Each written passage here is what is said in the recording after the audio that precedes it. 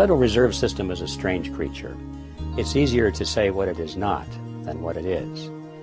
Most people think it's a government agency. It is not. Those who have studied it say, well, wait a minute, this is a private banking corporation.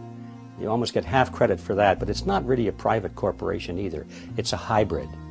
And to make it more complicated, we can say it is a cartel. This is the amazing thing. The Federal Reserve System is a banking cartel. It's no different than a banana cartel or an oil cartel or the sugar cartel. It just happens to be a banking cartel. It's a group of very large and powerful private banking interests who have gotten together in a cartel arrangement, and they brought the federal government into it as a partner in order to use the force of law to enforce the cartel agreement. You see, with most cartels, if a member of the cartel wants to break out or violate the agreement, if they fixed prices, for example, and one of the members of the cartel wants to raise the prices contrary to the agreement, there's no way for them to discipline the member of the cartel and force him to stick with the agreements. But if you bring the government into the arrangement and convert the agreement into law, now all members are required by law to keep the agreement, or they go to jail. So this is why cartels always, throughout history, have always tried to form a partnership with the government, whatever government is in the locale where they operate. And so we come to the amazing conclusion that the Federal Reserve System is basically a cartel, a banking cartel, that has gone into partnership with the federal government of the United States so that the federal laws can be used to enforce the cartel agreement.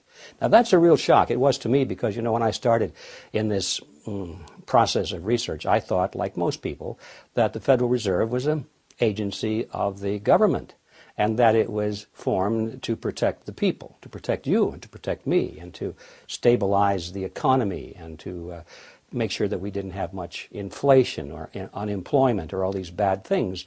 And you know, when the chairman of the Federal Reserve comes before Congress or before the television cameras and he's asked to explain why they raised the interest rates this month or why they lowered them or whatever they did, the chairman always says, well, we did it for you folks.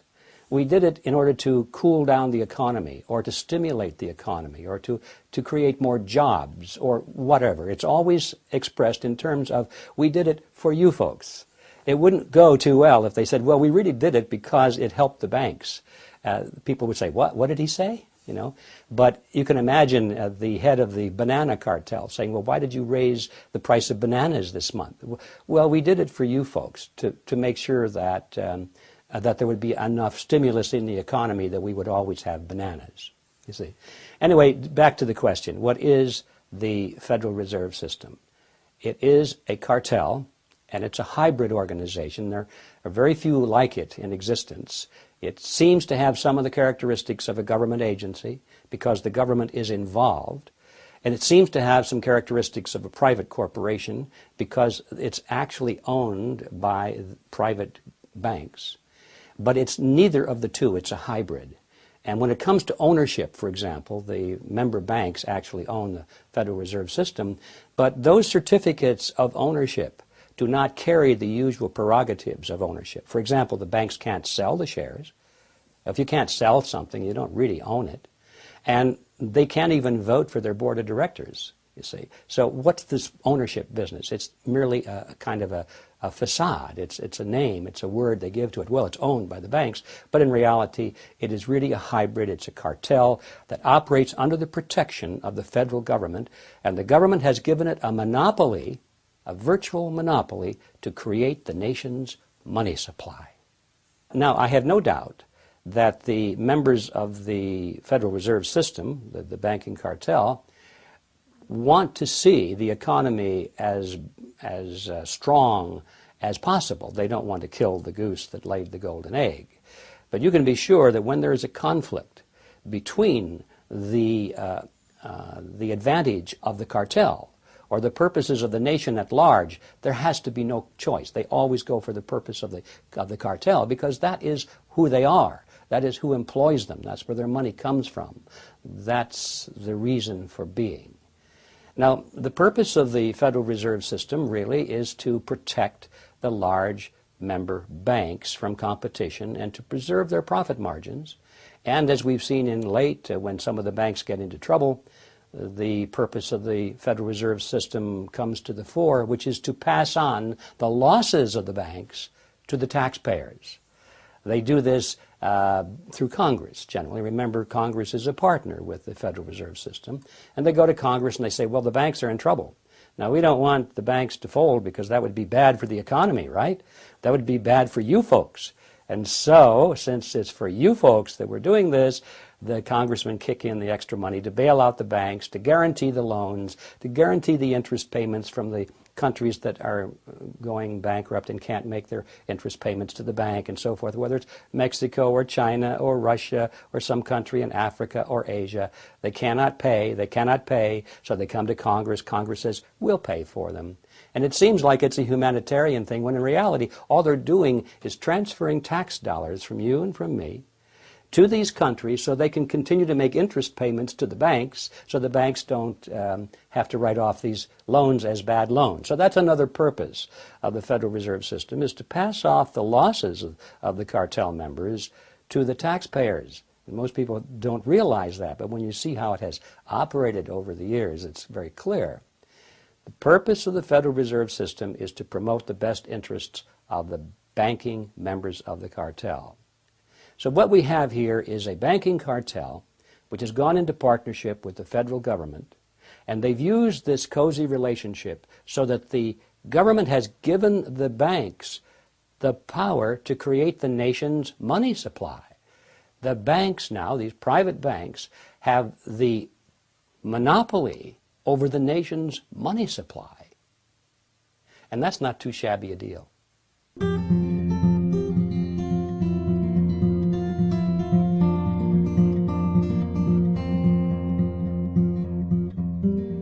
When I first became interested in the topic of the Federal Reserve System, I was aware that the Fed was formed not in Washington, D.C., not in the halls of Congress or some meeting room, but it was formed on a private island off the coast of Georgia called Jekyll Island.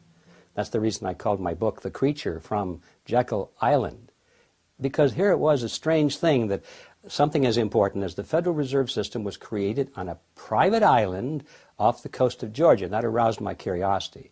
I didn't think too much about it until I got into the details of the history, and what I found was absolutely amazing. First of all, this island in those days was privately owned. It was a resort island. It was a club. They called the Jekyll Island Club. And its members were a relatively small group of billionaires from New York, people like J.P. Morgan and William Rockefeller and their business associates and their families. And they went there during the cold winter months because they wanted to get away from the ice and snow from New York. And so Jekyll Island in those days was a private resort, and they had a beautiful clubhouse there. In fact, it's still standing for anybody who wants to go there and visit it. The island has been preserved in many of these cottages, which they called them in those days, which were the summer resort homes of the very wealthy, are still there, and you can visit them, and it's quite an example of the elegance and opulence of the turn of the century. But the key feature is the clubhouse. And the clubhouse is where this meeting took place. And I thought, isn't that strange? And I got into it and I discovered that not only did they go to this island for the meeting, but they went under conditions of great secrecy.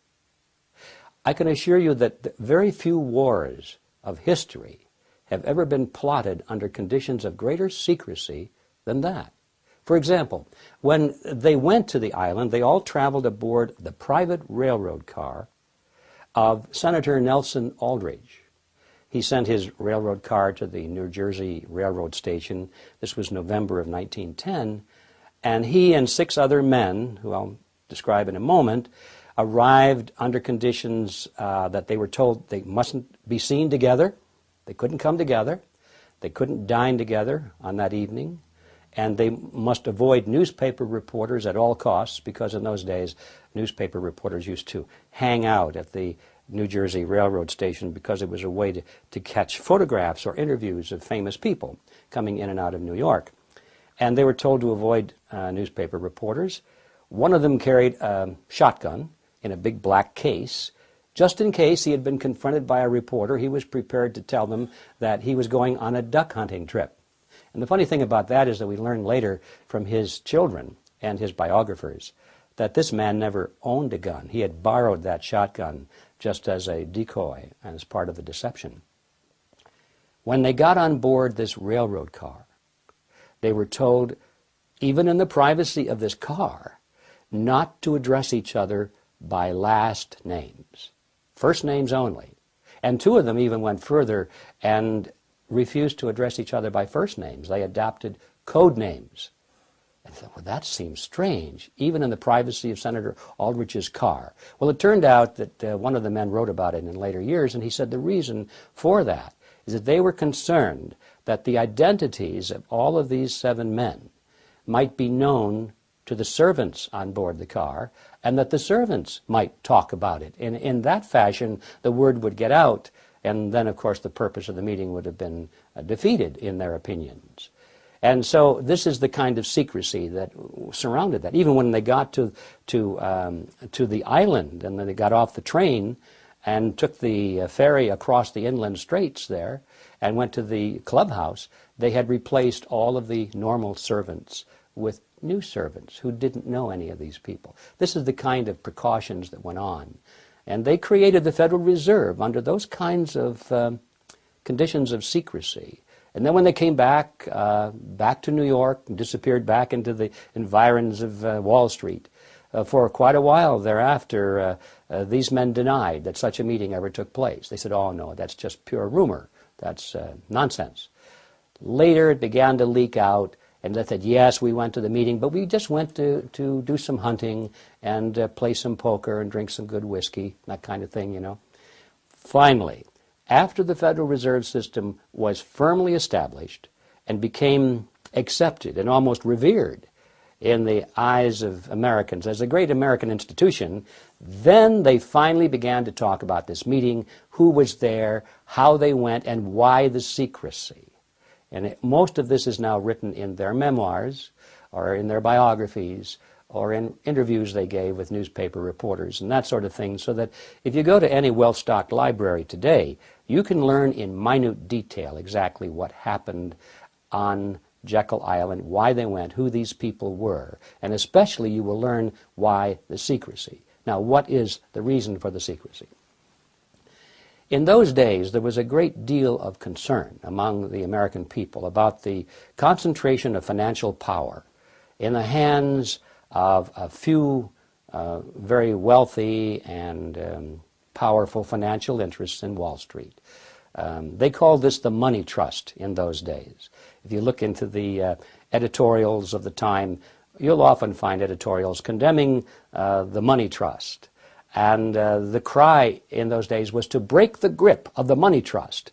And one of the primary purposes of the Federal Reserve Act, as it was promoted to the American people, was just that, to break the grip of the money trust. They were going to write a law that was going to take the power away from these people and put it in the hands of their trustworthy politicians, you see.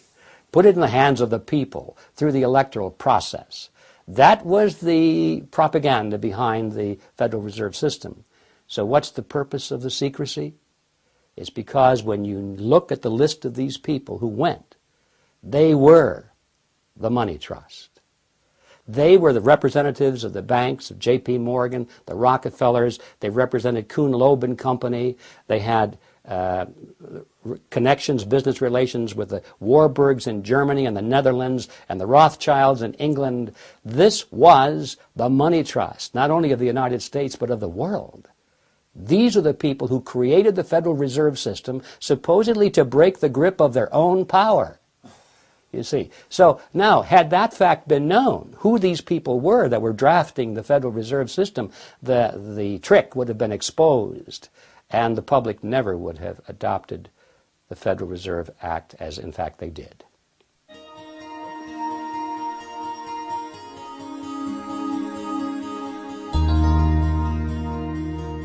Money is created through a process that I call the Mandrake mechanism. Now that goes back to the 1940s when there was a popular comic book character by the name of Mandrake the Magician. He was quite a guy. He had this big black cape, and he could wave it around and things would disappear, and then he'd wave it again and they would reappear. He was quite a magician.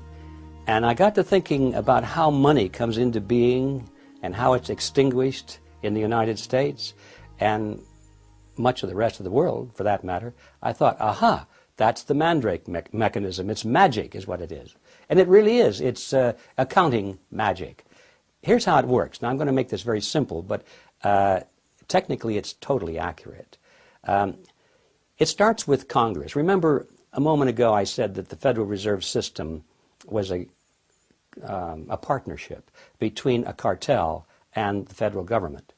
Well, if there's a partnership, there's a reason for the partners, both of them, to be in it, or they wouldn't be.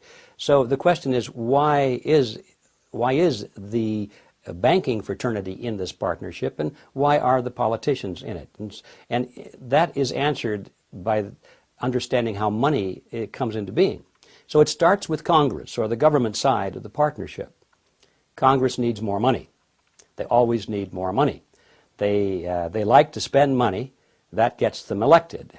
They don't like to raise taxes because that gets them unelected. So congressmen and senators are always balancing this choice between how do we give more benefits, how do we buy more votes with the taxpayers' money without raising their taxes. And it's a perennial problem.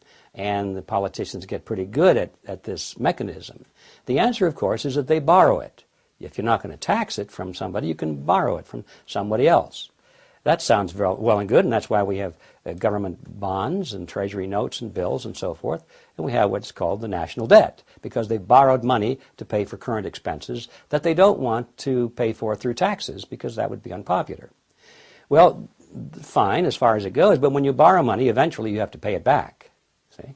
So 30 days after they borrowed $1 billion, or 60 days, whatever the term of the loan is, or a year, they have to pay that money back. Well, lo and behold, it turns out that the congressmen and the senators are still not taking in as much money in taxes as they are spending in benefits, so they don't have the money to repay the loan. So what do? Easy. Borrow some more. Borrow enough to pay back the original loan, plus a little bit more to keep them in office, keep them with the image of the big spenders. So this process goes on and on and on, and that's why we have the national debt growing and growing and growing. So far, so good. If you borrow money from somebody who has the money, you don't really increase the money supply. All you're doing is just taking it from one person and promising to pay back interest on it. But the money supply doesn't increase. The Federal Reserve enters the picture at this stage because, you see, they can never borrow enough from the private sector. There's never enough existing money out there for the politicians to borrow without having to raise the interest rate very, very high to attract it, which is also politically unpopular. So they don't want to do that either. So what do? They go to the Federal Reserve System, and by agreement, remember this is their partner now in this agreement, the Federal Reserve System agrees literally to create the money that they're going to lend to the government. It's not really a lending at all, as you can see, but they use the old traditional words of lending it to the government, when in fact all they're doing is just printing it for the government. They're creating it for the government, and then they call it a loan. Of course, they don't print it all because most of it's checkbook money, but nevertheless, the process is the same as if they had just turned on the printing presses and printed all this money and gave it to the federal government. And then they were going to loan it to the federal government and charge the government an interest on it, and that's a misnomer either. What they should really say is, we've created it for the federal government, and now we want a service charge. That's an accurate understanding of what is really going on. But instead, they confuse it by saying that it's a loan and interest. So now, once the Federal Reserve System creates this money out of nothing, literally, it's fresh money into the society, into the economy, and that's how the money supply keeps growing and growing and growing. Now, that's just the beginning, though. Now, most people are alarmed when they hear about the fact that the Fed can create money out of nothing. and charge interest on it, so-called interest. But that's just the beginning of the story. Let's follow that money and see where it goes. Remember, there's another partner in this thing. We've only looked at the government partner. What about the banking partner? What's in it for them? So let's follow the money and find out. Let's say, for example, that our postal delivery guy gets a $1,000 check from the federal government. Now, that's money that was created out of nothing by the Federal Reserve System. He doesn't know that. To him, it's perfectly good. It's a check. It's a government check. He can spend it. So he takes it down to his private bank, his commercial bank, and he deposits it into his private checking account. Now the money suddenly is out of the government cycle, of the government side of this, and into the commercial banking side of it. Now this is where the action really heats up. If I were a banker and you were the postal delivery man, and you came into my bank with your $1,000 check and you deposited it into my bank, into your account, I could go to the front of the bank and address everybody in the room there, and I could say, attention everybody, this fine gentleman here has just deposited $1,000 into our venerable bank. And now we have money to loan. And everybody would be happy because they know that many of them are there to borrow money, and they know that the more money there is to loan, that usually means the lower the interest rates are. So they're all happy. So some fellow over here says, well, how much did he deposit? And I said, well, $1,000. And he might say, well, that's not enough. I want to borrow $9,000 because I'm looking at this used car over here, and I need to borrow $9,000, but you've only got $1,000. I would then say, don't worry about it, sir. I can lend you $9,000. And he would say, where did the other 8 come from? And I would have to say, don't worry about it, sir. These things are more complicated than you can imagine, and you don't need to know these things. I can lend you the $9,000, and in fact, I can if I'm a banker. For every dollar, or every $1 billion that's put into the banks through the circle we just talked about, I, as a commercial banker, can create an additional $9 billion and push them out into the economy as loans. Now that $9 billion based on the $1 billion, which itself was created out of nothing, that was the foundation. That was the one that they gave to the government, that billion. Now that $9 billion comes into the commercial banks, and the banks now can create an additional $9 billion on top of the $1 billion. All of it is just fiat money. It's created out of nothing, but the commercial banks get the bigger end of the deal, as you can see. They can create 9 for the private sector called loans, and these are genuine loans, and that is where our money comes from. That is how money is created. Every bit of it is created in this fashion. If we were to take away all of the loans, if all of the loans in the world would be repaid, there wouldn't be one red penny in circulation in the United States of America. It would all disappear back into the computer chips and into the vaults. There would be no money in circulation. Every bit of it is based upon debt, and that debt creates money that literally has nothing behind it at all. Now this is how money is created in the Western world. And it's an amazing story, and only a few people, even within the banking industry, really understand it. I've talked to many people who work in the banks, and they read my book and they say, gee, I didn't know that. All they know is how to keep the numbers balanced in the columns and how to fill out the application for loans. They all have a job to do. Only a very few people at the top know how money really comes into existence.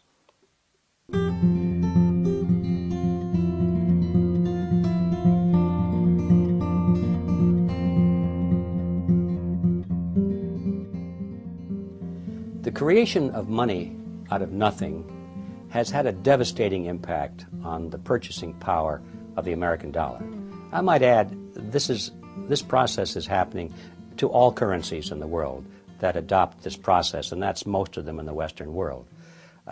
So what I'm saying about the American dollar also applies to most currencies in the world which have the ability to create money out of nothing, which they've given to their central banks. When you give men the power to create money out of nothing, you shouldn't be surprised if they turn around and create money out of nothing, because that's what they're supposed to do. Now, the underlying philosophy is that, well, we'll be very conservative about it. We won't run rampant. We won't abuse this power, would we, for our own personal gain or our political advantage? Heavens no, we would never do that. We are wise and wonderful people, and you can trust us, they say. So we give them blindly this power to create money out of nothing because we trust them to use this power wisely. Nowhere in history has this ever been a justified trust. Every time man has had that power, and this started back in antiquity, those with the power have abused it, and they have created more and more and more money at a rate much faster than the expansion of goods and services which are being produced by the productive side of the economy. Now, if the goods and services were growing at a rate which is exactly the same as the money supply, then the purchasing power of the monetary unit would remain constant. And in fact, it has happened that way wherever men have not had the power to create money out of nothing. For example, when money was based on monetary units like gold or silver, it's interesting, I think, to know that in ancient Rome, if you had a 1-ounce gold coin, that would be the cost of a nice toga, a handcrafted belt, and a pair of sandals. Today, thousands of years later, if you have a 1-ounce gold coin with no numismatic or collector's value to it, just a cougaran or a bullion coin of some kind, and you convert that into Federal Reserve notes, you can walk into a store and buy a nice suit, a handcrafted belt, and a pair of shoes. The real price of those items, and all items for that matter, throughout history, does not change when measured in terms of something of intrinsic value, such as gold or silver, because those things take human effort to produce as well as the belt, the toga, and the sandals. Both of them take human effort to produce, and that's why they maintain value with each other. But once you break that away, and you give men the power to expand the money supply without that discipline, they're going to expand the money supply faster than the increase in goods and services. And then you're going to have this difference in purchasing power. We call it inflation. And inflation, I think, is a bad word because really we think of inflation as rising prices. But in reality, what's happening, prices are not going up. It's that the value of the dollar or the monetary unit is going down. That's what's really happening if we understand the process. And it's a tax, therefore. Our lost purchasing power, what we have to pay more for a bag of groceries today than we did 5 years ago, comes out of our pocket, comes out of our earning capacity. That is value which we should have, but it's been taken from us through a process that we call inflation, but in reality it's a hidden tax. It's a tax that is more vicious than any other tax you can imagine. There are no exemptions, no deductions. And those with the least amount of money pay it to the highest degree. I mean, it's the most unfair, most unjust tax you can imagine. And that is what inflation is. Inflation is the result of being able to create money out of nothing. And that is the power we have given to the Federal Reserve System. Therefore, we can say that the Federal Reserve System is the agency of a hidden tax called inflation.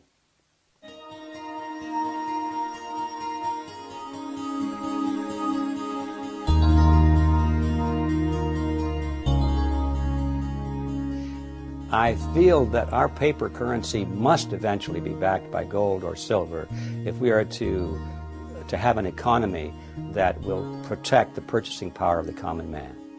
We must have it furthermore to protect our freedoms, because if we lose our economy, if we become totally dependent economically upon the state, then we've lost our freedom. We become vassals of the state.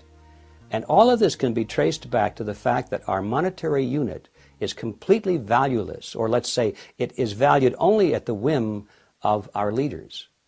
And that is a very precarious position to be in. I don't think anybody, if they thought it through, would ever say, that's the system I want, and yet that's the system we have.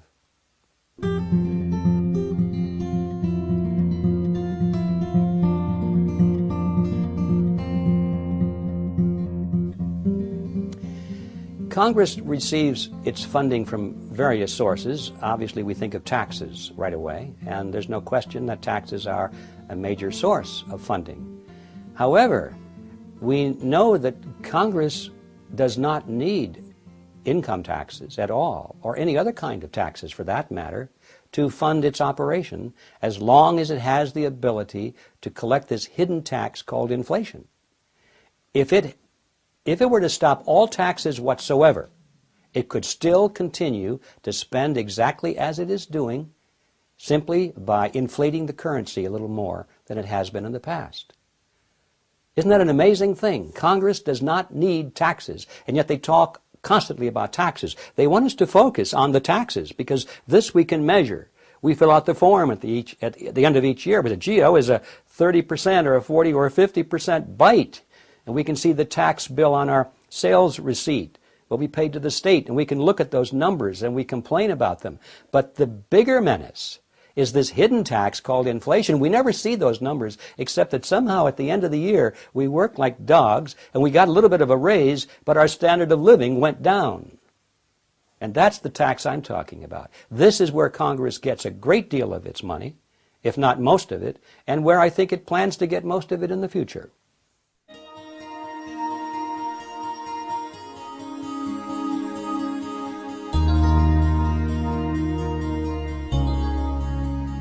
The solution to the problem of fiat money is to stop it, to eliminate it.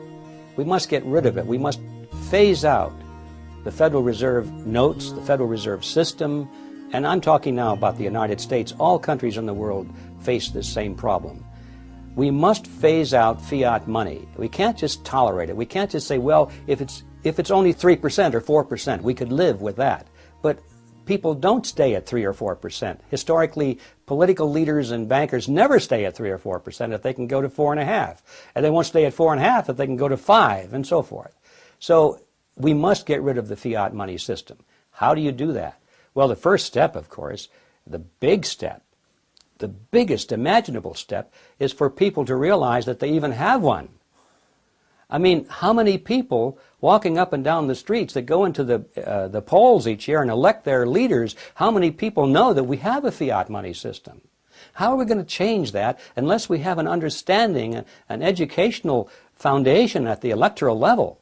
So this is where we have to start. And then having done that, assuming we have created an understanding of the problems, and assuming we have created some kind of a political will on the part of the people to bring about reform, then how do you do it? Well, you can't do it all at once. It has to be eased out. We didn't get it all at once. It came to us in little steps over 50, 60, 70 years. That, in my opinion, is how we have to ease out of it. Because if you were to cut the system right now, just completely cut the tree down, we'd have the biggest economic collapse the world has ever seen.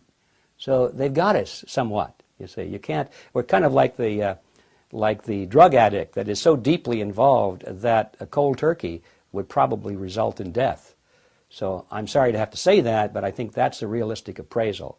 We must ease out of this system we're in, and we have to start as soon as possible. We have to anticipate that it's going to take probably 30 or 40 years to make it happen.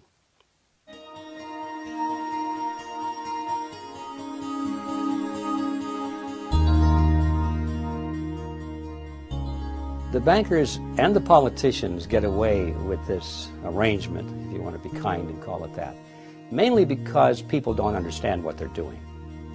We have been told in our textbooks and by our leaders that what is happening in the banking system is really quite marvelous. We're told that it's a wonderful creation of the new age. And that if we didn't have this system, oh yes, there are a few problems here, yes, there are a few inequities, and yes, we got a little inflation, and yeah, we admit all these things, but if we didn't have this, we're told, we'd still be living in caves, eating raw meat, or something like that. So we are given a bill of goods, basically. We are told, don't get too informed on this, just trust us that we're taking this under advisement and we're doing a good job, and don't rock the boat, whatever you do. You don't want to mess things up, do you? And that line usually goes over pretty well, and people buy it, and they don't understand it, so they don't want to touch it.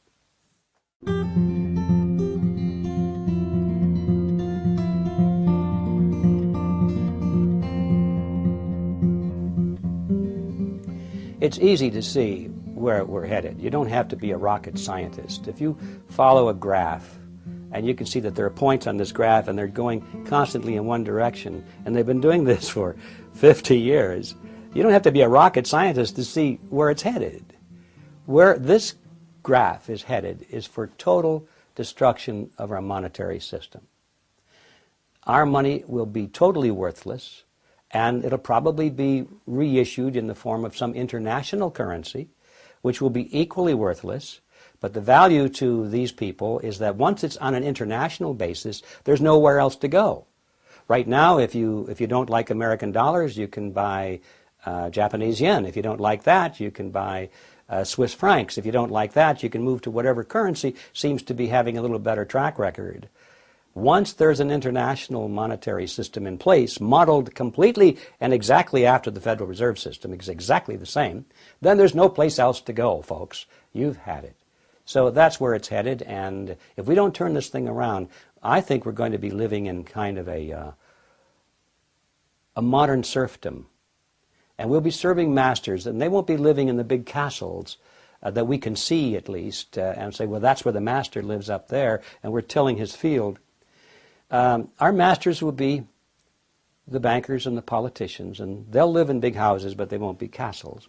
But we'll be serving masters nevertheless, and we'll be thinking they're wonderful people without realizing that they are our masters.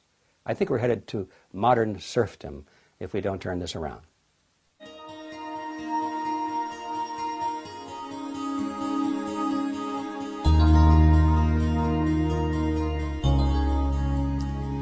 If the United States went back to constitutional money, it would be an amazingly wonderful event, because it wouldn't be just going back to constitutional money.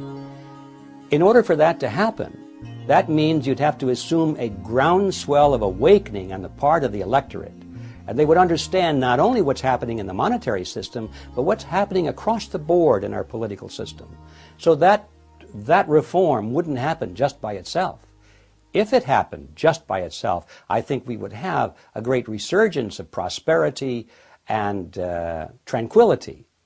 But unless we get rid of some of these other problems as well, we could still be involved in foreign wars and all kinds of things, forced medication, and so many things we could talk about. Those wouldn't be touched just because we went back to a constitutional monetary system. If we went back to constitutional money, there are a lot of things left open as to other aspects to the reform. For example, we could still have horrendous taxes, and we'd be paying it in real money instead of fiat money, but taxes could still be so high because we're still demanding of our politicians that we have all these benefits, and all these freebie things, and all these welfare programs, and exchange of wealth, and movement of wealth from one class to another. We could still be demanding those things if we were not wise. And so even though we had constitutional money, we would still have tremendous problems in society. So I look at it from a point of view that everything has to happen at once before it to be meaningful, and it has to happen at once before it'll happen at all. But if we did go back to a constitutional monetary system, that means that the electorate would have to be questioning a lot of other things in our society as well. And I think we would see an improvement across the board, and I look forward to that day.